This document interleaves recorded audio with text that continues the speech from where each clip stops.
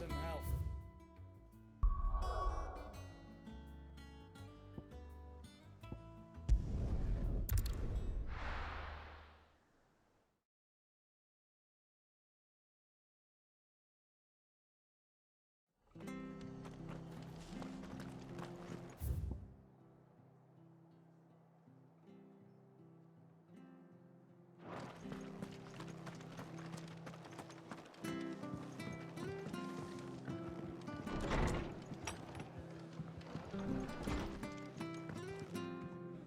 Clive, we weren't expecting you. I wasn't expecting to be here, but it seems we still owe you a considerable amount of coin for your help with our rebuilding efforts. And though I doubt it's what you were expecting, we were hoping you'd take this as payment.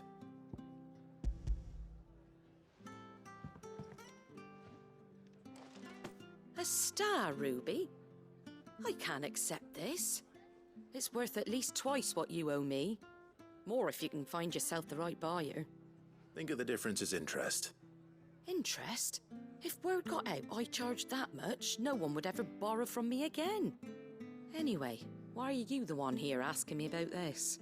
I'd have expected Otto. Bit much sending the Lord Marquis out to settle your debts, isn't it? The old goat working himself to death again.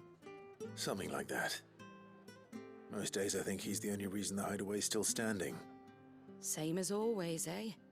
Back when the place was nothing but a twinkle in the eye of a recently retired Lord Commander, word is he was the first one Sid reached out to.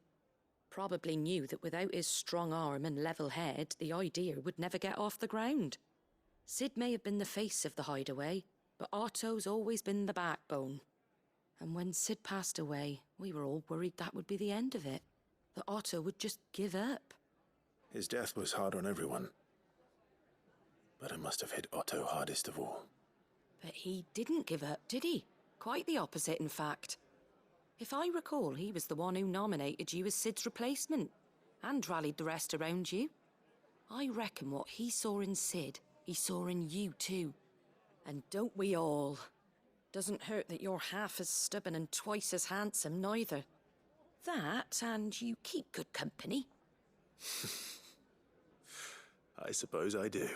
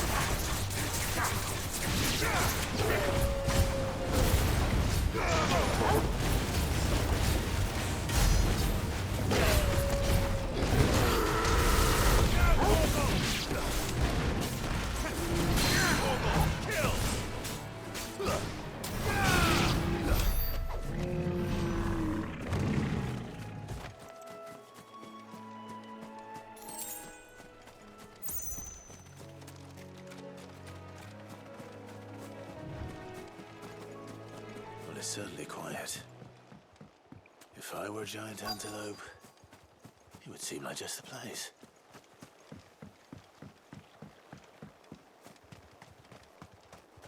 I doubt we'll find one bigger than that.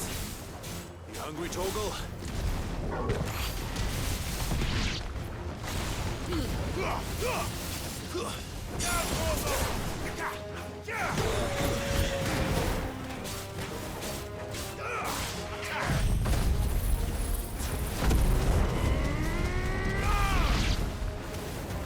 Over here! Sickle!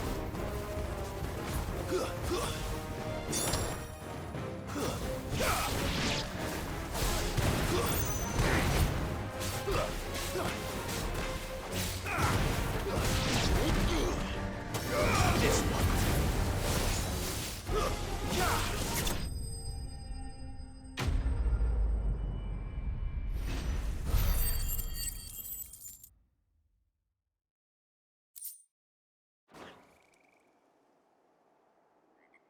Now,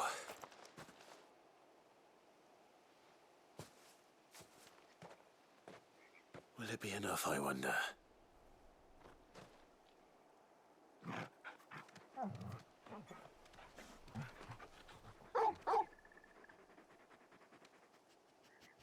I say that answers my question, which means we owe the lawsmen our thanks. You're just a big puppy, aren't you? A very big puppy.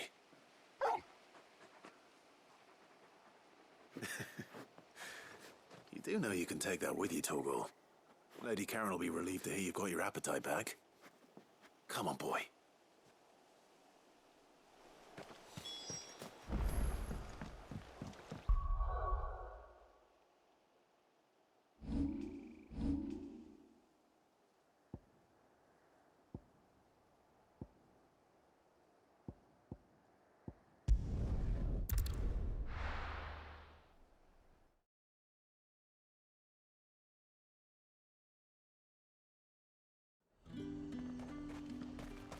There's talk that the Glassgate flood has finally spread.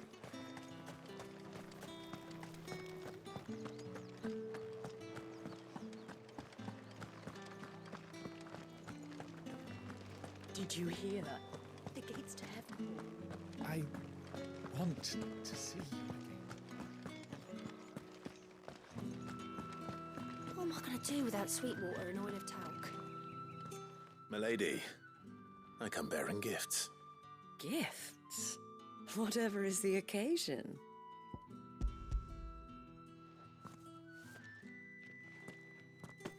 Oh my. Clive, you really have outdone yourself. Otto asked me to give it to you. To settle the Hideaway's debt with the Veil. And to compensate you for the time it took us to do so. You disappoint me, Clive. I thought you might finally be warming to me. Tell Otto he can keep his baubles. I tried to tell him as much the first time around. The man owes me nothing, nor does the Hideaway. My contribution to the restoration effort was made freely and willingly. It was the least I could do. You once told me Sid did you a kindness. I'd like to do the same. Please, accept it. For my sake. And for Otto's. For all of us. For all you've done. It is rather fetching, isn't it? Very well. Otto is lucky to have you, Clive. I doubt anything could ever replace his son. But you and the others at the Hideaway are the closest thing he has to family.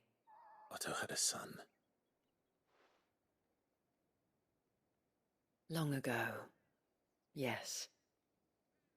Sid told me Otto lost him when he was just a boy, and blamed himself for not being able to stop it. I don't know how it happened, whether there was anything he could have done, but it was clear that it weighed heavily on him. I didn't know. How could you have? I doubt anyone did. Besides Sid, I've never met a man more keen to bear his sorrows in stoic silence. An ill habit, given that both have always been surrounded by friends desperate to help them. I'm beginning to see that.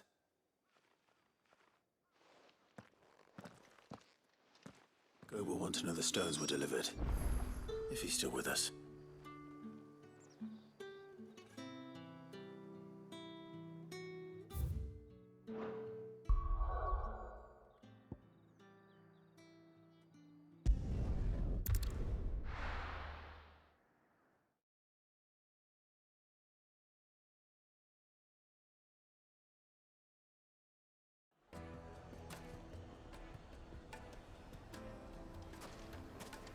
People take notice of wealthy men. Shouldn't be too hard to track down Karen's collector. Gone.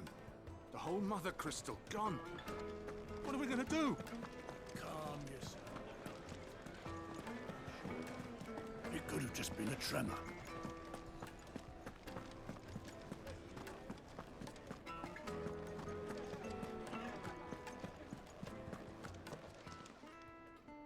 My reputation will be ruined! Ruined! Calm yourself, Lord Ignac, I beg of you, before you do yourself a mischief. Pardon the intrusion, but Out! Get out! I paid for these rooms so I wouldn't be disturbed. Leave me be! Please, allow me to apologize. His lordship is going through a difficult time, and he's never been fond of guests arriving unannounced. Radim! Get rid of the filthy oaf this instant! Very good, Lord Ignac. Would you mind stepping outside for a moment?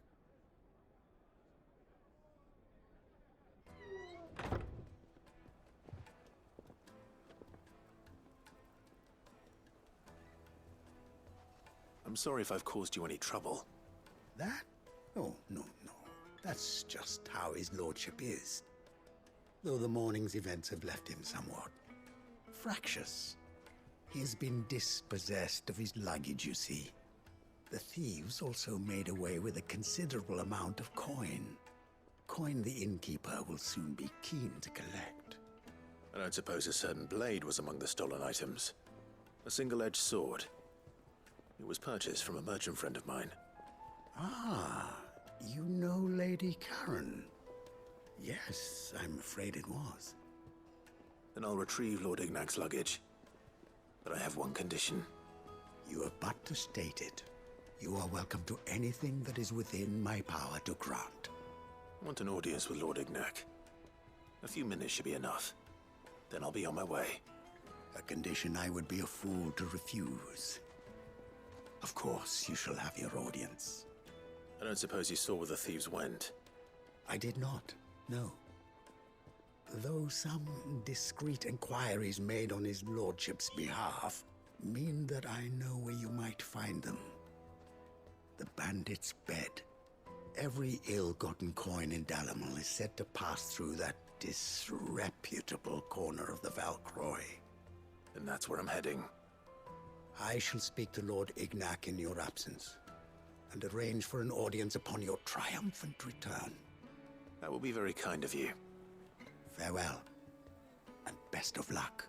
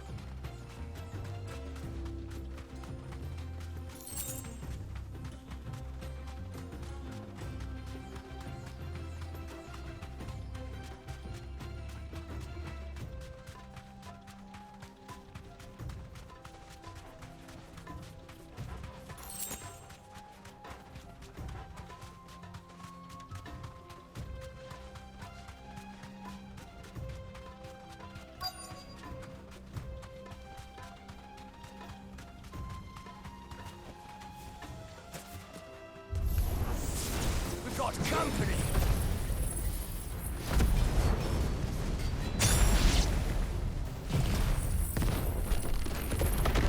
Come on, lads, let's tear the bastard's head off!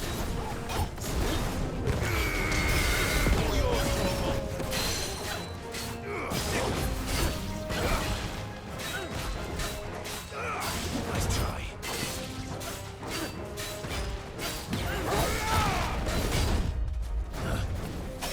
Over here!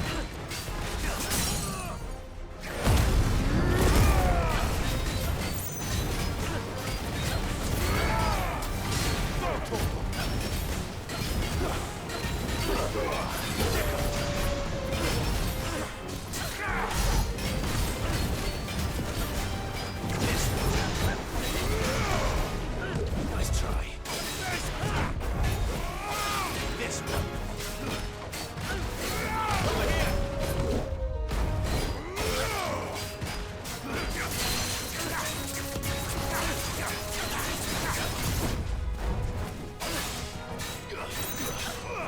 This one. Now, Gorgle!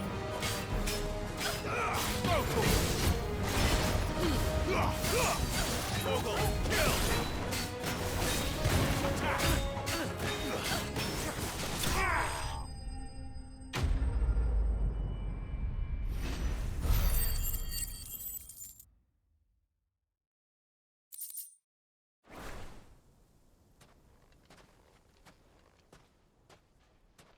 This must be Ignac's luggage. Nothing seems to be damaged. All right. Let's get it back to Dalamel.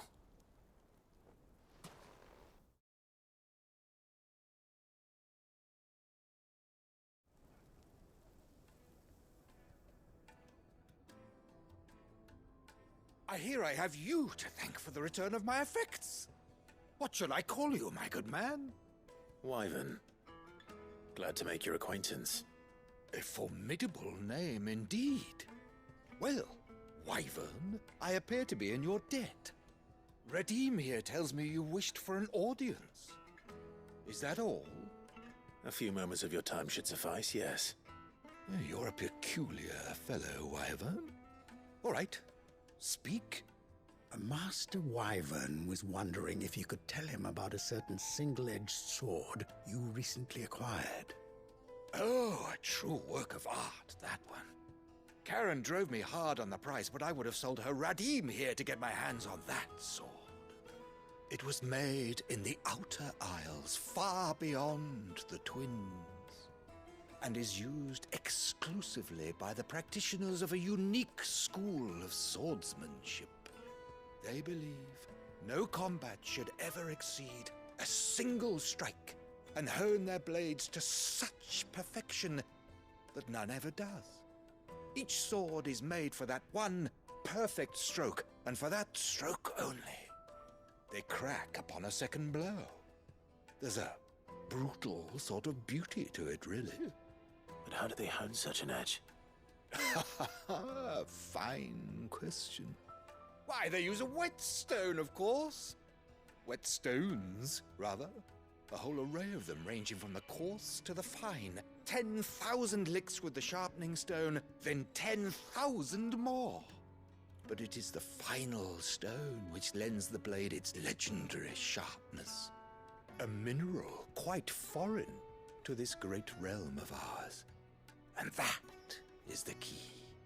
The secret ingredient. Wyvern, it occurs to me that my little lecture is hardly equal to services rendered. Take this, together with my regards. The very stone of which I spoke, far rarer among collectors than even the blade itself, and a far more fitting payment. Thank you. Pardon the intrusion, my lordship. However, it is long past time we prepared ourselves to depart. So it is. I am locked in bitter competition with a rival collector of curiosities. I am one step ahead of the unscrupulous scoundrel, but he is hard at my heels. And there are many other collectors out there. Too many to count. but only one do I consider my nemesis. Lord Byron Rosfield. And is a perennial thorn in my side. I can imagine. Farewell, Wyvern. May our paths cross again. Radim, we mustn't dawdle.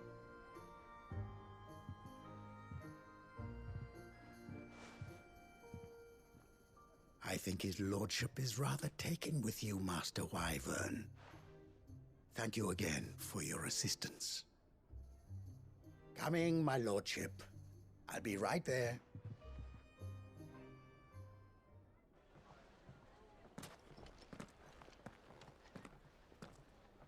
Trust Uncle Byron to find such an interesting rival.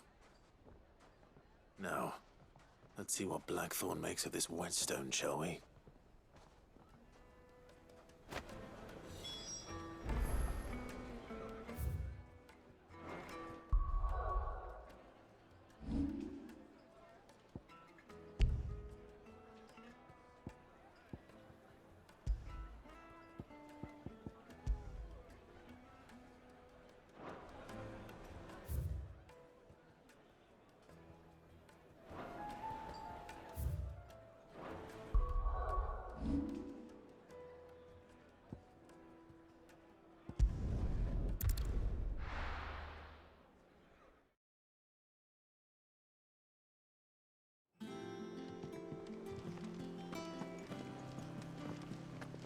Is that the thing Tomes helped to build? Mid told me she was building a ship.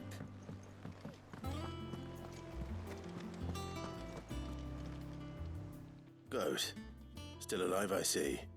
So Lady Karen accepted the ruby. Ah, about that. I tried my best, but she was just too stubborn to take it. She threw it right back in my face, in fact, and told me I could stick my stupid stone where the sun don't shine. Karen refused payment. I hope it wasn't something I said.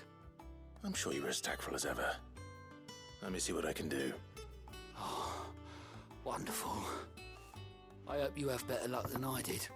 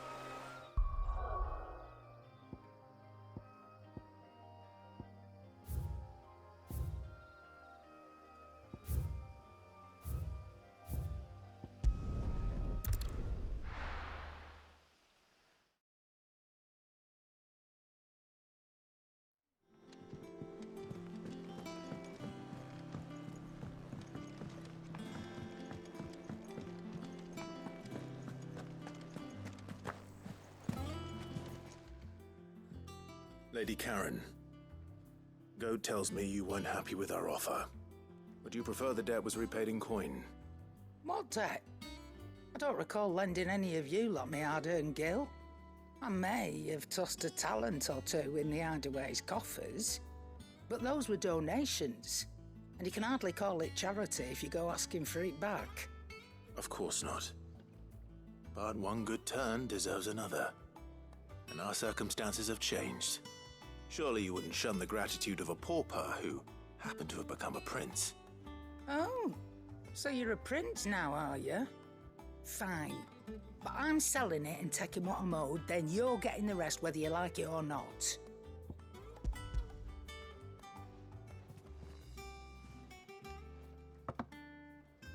Where'd you even get this? A decent trader might nab 1,000 talents for a star ruby. A canny one, meanwhile, might claim it were nicked from the belt of Sid the Outlaw himself and ask twice as much. Might be I already have a buyer in mind. Might be you even know her.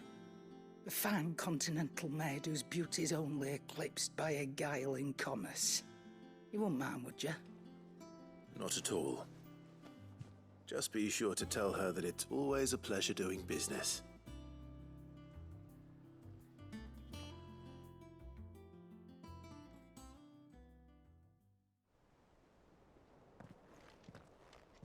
I hear you ended up delivering all 3 stones.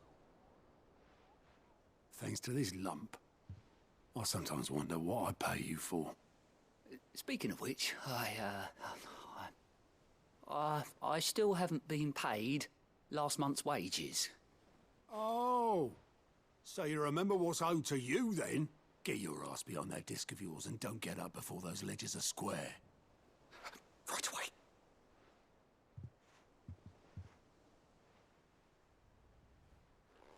I've seen that before. You have, yeah. Plenty of times. It was the only goblet Sid ever used. Either out of habit, or because the filthy sod couldn't be bothered to find a clean one. I knew so little about him. Like most people. Martha and the Dame both seem to have fond memories of him. I bet they do. How long did you know Sid before he... Before he died. 20 summers, give or take. Back in the day, I was a purser on a trade ship, which is where I met him. He bought passage to... I forget where. And having nothing better to do on the long nights, we set up drinking island rum till the morning bell dragged me back to my duties. Quit my post not long after that. On account of making a fine maiden's belly fat. But me and Sid stayed close, promising we'd one day sail the seas again. That was before fate stepped in and said she was having none of it. The magic woke inside my son soon after his first name day, and there was no hiding his knack. Couldn't you and your family have... My family were the ones who summoned the constable, wanted the monster taken away. I couldn't turn my back on him, forget what I felt, and I couldn't for the life of me understand how they could. Luckily, Sid was of the same mind as me. It was him who stood beside me when all I wanted was to tear the whole world down. Him who cried for me when I had no tears left of my own. Him who swore he'd do everything he could to stop it from happening again. And he was true to his word, too. Left the Royal Army once and for all. His ranks, his ribbons, gone. Just like that. Threw away everything he had.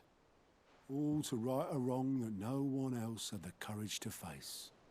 I knew then I'd follow that man to the ends of the earth.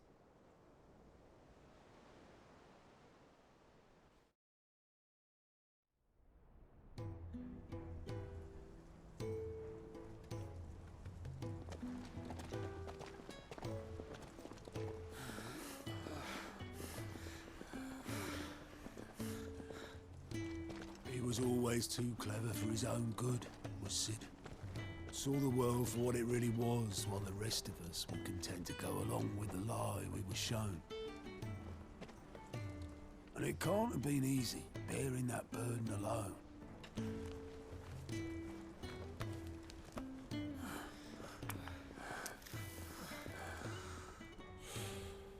But he didn't let it stop him.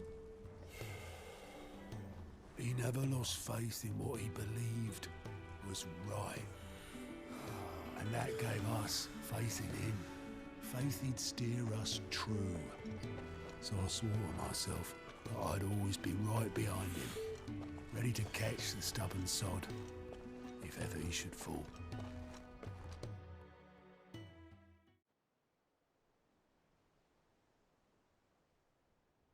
But I couldn't even do that.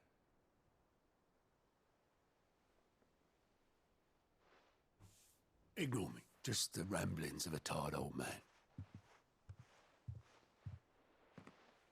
Leave that lot. I'll tidy it up in a bit.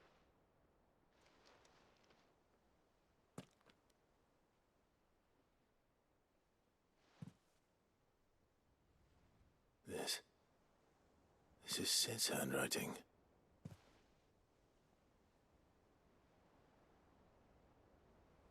Dear Otto.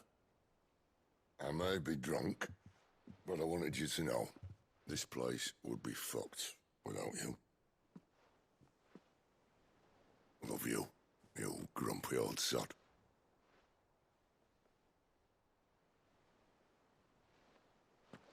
This note.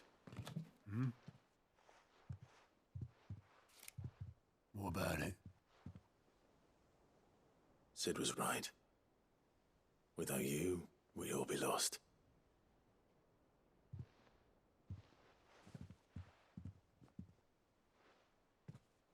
He should have bloody well said so then. Just once. Before he went. But then, why would he? Him, or anyone?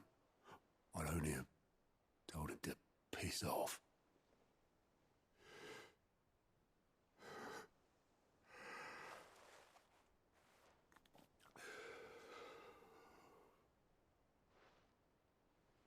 You're wrong, though. Both of you. It was never just me keeping the hideaway afloat. It was all of us.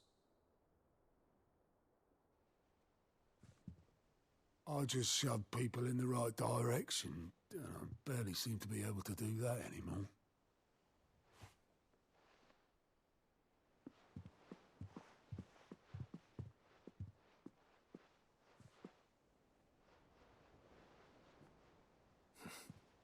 Would you rather goat were at the helm? Well, maybe I've got a few more years left in me. I'm going to hold you to that, Otto. Before you go, Sid would have wanted you to have this. But that's... This'll do me just fine.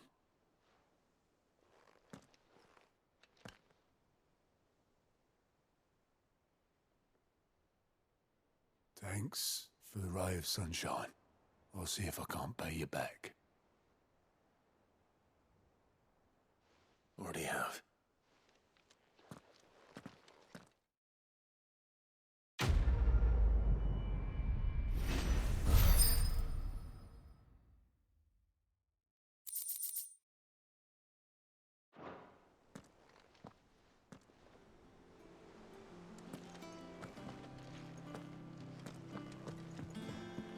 Mid told me she was building a ship.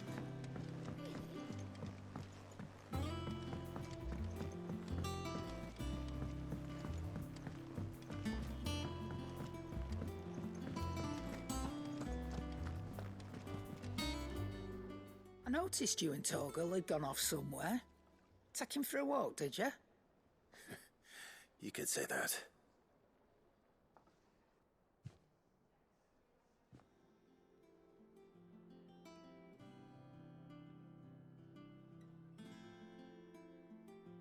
So, Molly's leftovers weren't good enough, eh? That'll teach me for treating you like you're still a pup. All right, no need to shout. Now we know what you're after, I can see about getting some in. Speaking of which, I brought one for later. Can I leave it with you?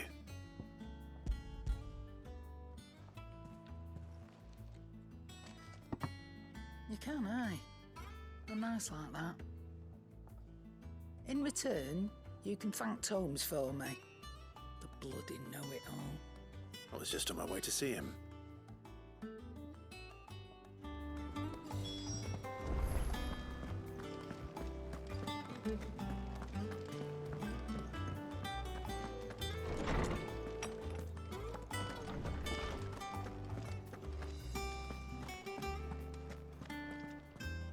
Ah, Clive. Were you able to locate your quarry? We were indeed, Lawsman. You pointed us in exactly the right direction. And Torgal's been a very happy hound ever since. Very good, very good. Lady Karen sends her thanks, by the way, for your part in solving the mystery. Ah. But that reminds me. After your last visit, I found myself pondering Torgal's talents. Do you recall our conversation concerning Lady Jill's role in Torgal's transformation? About how she somehow woke the power within him. Precisely that. A reasonable conclusion, I thought. But one which raised certain questions in my mind. You see, the Fenrir of legend served Shiva and Shiva alone. And while the powers attributed to him are certainly impressive, the records imply they are somewhat different in nature to those you described Torgal as having used. What are you suggesting? That Torgal may be the beneficiary of more than one icon's power. Consider that in addition to Lady Jill, he has served as a loyal companion to you, your brother, and even the late Cid. In short, the icons hitherto near at hand, or should I say at paw, have been diverse and plenty. And that number has only grown as the realm's dominance have fallen to your sword. One can but speculate as to how all of this has affected Torgal. He has seemed more fierce of late. And if I am not mistaken, he will grow fiercer still. We are fortunate indeed to be able to count him amongst our allies and not our adversaries. Oh, he's more than an ally. He's a friend.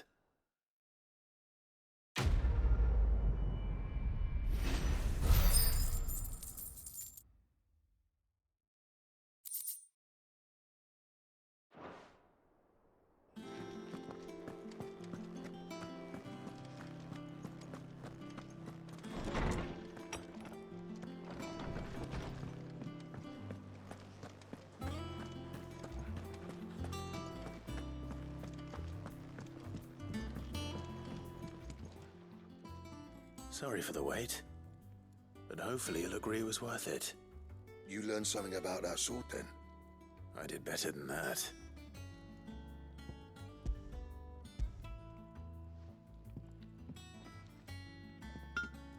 A whetstone? Yes, but not one you'll find anywhere in Valestia.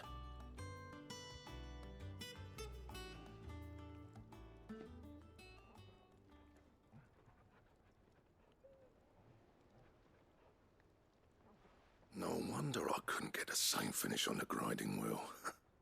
One hit and all done, eh? Might not be so bad if all you ever fought were duels. Good luck on the battlefield. Your second opponent would be your last, no matter how good you were. Even so, is there some way it could be used to give the Cursebreakers an edge? I think so, yeah. With this whetstone and the right kind of steel, I could probably even make a twin of the blade that rattled me. But there'd be no replacing this little rock once I worn it down to a sliver. I reckon we get a dozen swords from it, if that. Swords that the Cursebreakers wouldn't know how to wield properly, and that would see them through a single fire piece. Nah, no point trying to copy that thing. Be about as much use as a wax anvil. But finishing our blades with a whetstone this fine, now that's something to consider. And what's finer than fallen masonry, eh? Or more hard-wearing, for that matter. Just imagine it. Good Valisthian steel with an edge as sharp as any found in the Outer Isles. I won't make a copy now. I'll make something much better. I'm sure the curse breakers will be delighted. Just don't push yourself too hard. Don't you worry about me, Sunshine. I've been working day and night since I was half your age, and I'll still be here when you're long gone. Hey, thanks, Clive. I mean it. I owe you one, August too. It's good to know someone's looking out for me. He'll be happy to hear you said that. And I'll see that my debt to you's paid. First new blade I make's got your name on it. You come and find me when you've got the materials. All right. I will.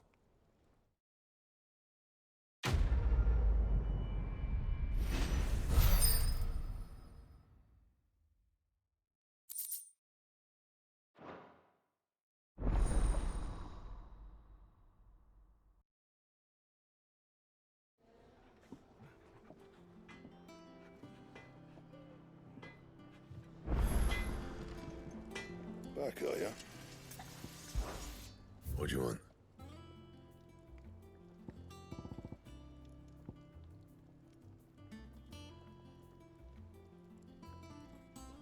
And?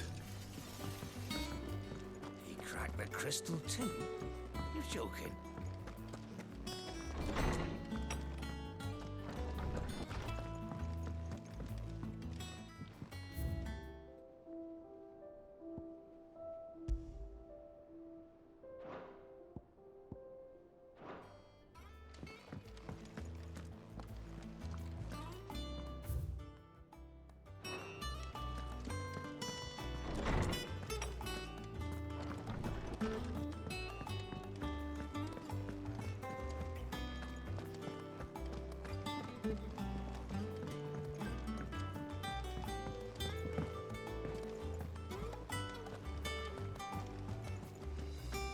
Is that the thing Tomes helped to build? Mid told me she was building a ship.